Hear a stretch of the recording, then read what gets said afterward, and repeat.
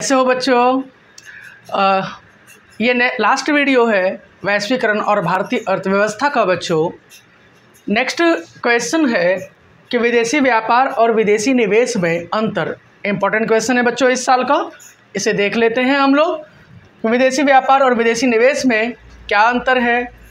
तो विदेशी व्यापार विदेशों से वस्तुओं को खरीदना और बेचना। अगर कोई व्यक्ति, भारत का कोई व्यक्ति है, अगर वह अमेरिका से या किसी दूसरे देश से खरीदता या बेचता है तो उसे विदेशी व्यापार कहते हैं। जबकि विदेशी निवेश, अगर कोई कंपनी किसी देश में अपना पैसा निवेश करता है, इन्वेस्टमेंट करता है, लगाता है, तो उसे विदेशी निवेश कहते हैं। नेक्स्ट है बच्चों, इसके अंतर्गत आयात और प्रक्रिया, आयात और निर्यात, एक्सपोर्ट और इंपोर्ट दोनों आता है। जबकि इसके अंतर्गत केवल इंपोर्ट आता है, यानी वहाँ पे पैसा कोई लगा रहा है विदेशों में तो उसे विदेशी निवेश कहेंगे। यह उत्पादकों के लिए अंतर्राष्ट्रीय बाजारों को कवर करने का प्रदान करता है।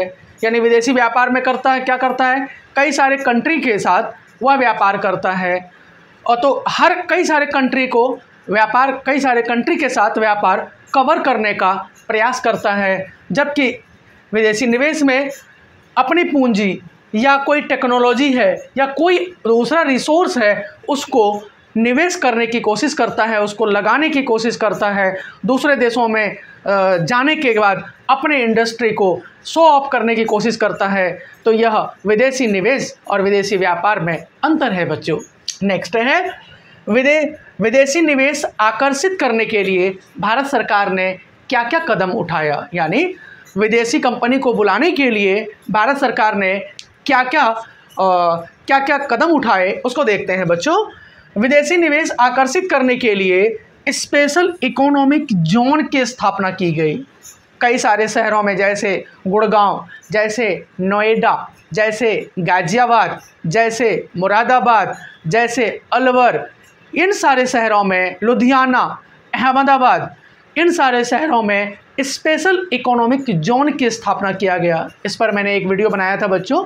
स्पेशल इकोनॉमिक जोन क्या होता है कि कई ऐसे शहर डेवलप किया गया, बनाया गया, जैसे नोएडा है, तो नोएडा को उसको विदेशी कंपनी को हर तरह की सुविधाएं देने के लिए उसे बसाया गया है, उसे प्रॉपर तरीके से अरेंजमेंट करके उसे डेवलप किया गया है।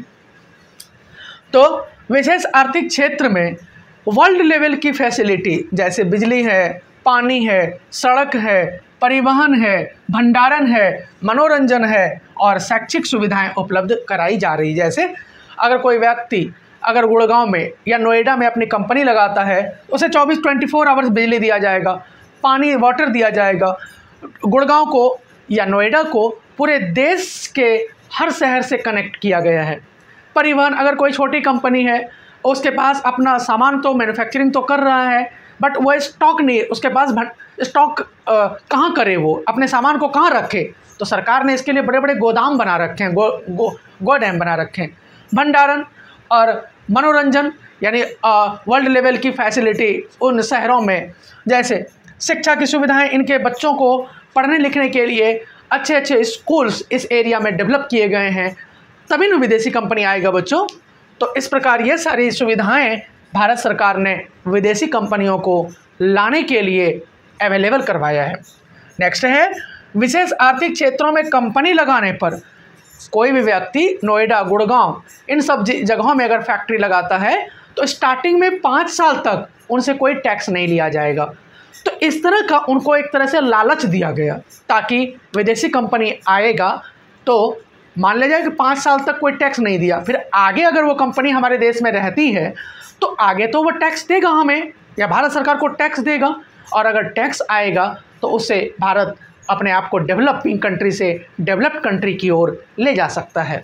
उसके बाद विदेशी निवेश आकर्षित करने के लिए सरकार ने मजदूरों के कानूनों में भी थोड़ा लचीलापन ला दिया है। इस प्रकार आर्थिक नीतियों को उदार बना दिया गया है। जो इकोनॉमिक पॉलिसी है वो भी कई सारे कानून को इतना लचीला बना दिया गया है कि ताकि विदेशी कंपनी को भारत में किसी भी तरह की समस्याओं का, प्रॉब्लम्स को फेस ना करना पड़े, प्रॉब्लम ना हुए उसे।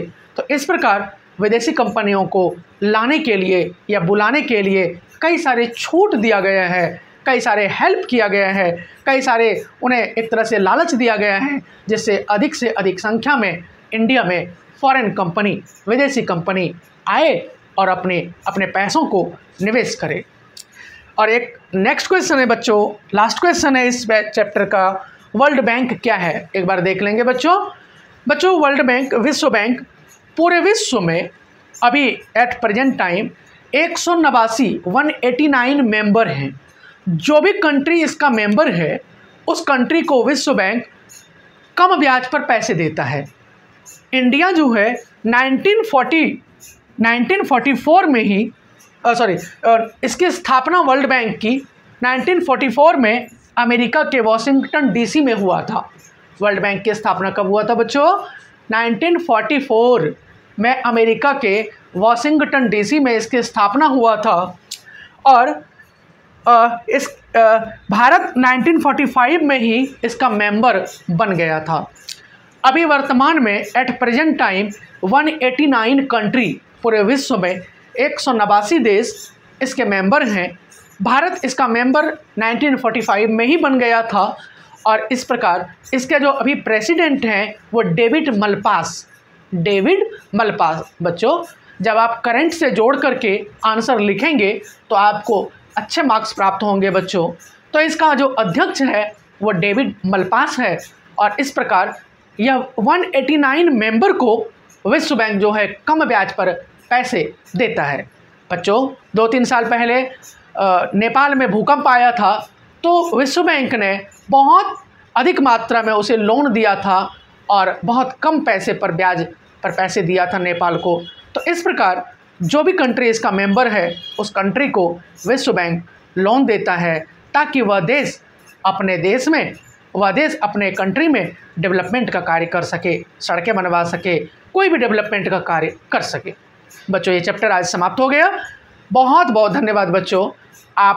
आपके सहयोग से ही ये चैनल शुरू किया गया है बच्चों। आप हेल्प करेंगे तो चैनल और दिन प्रतिदिन आगे बढ़ेगा और मैं अनेक तरह की वीडियो इस पर डालूंगा बच्चों। बहुत बहुत धन्यवाद। ये चैप्टर आज आपका ख़त्म हो गया।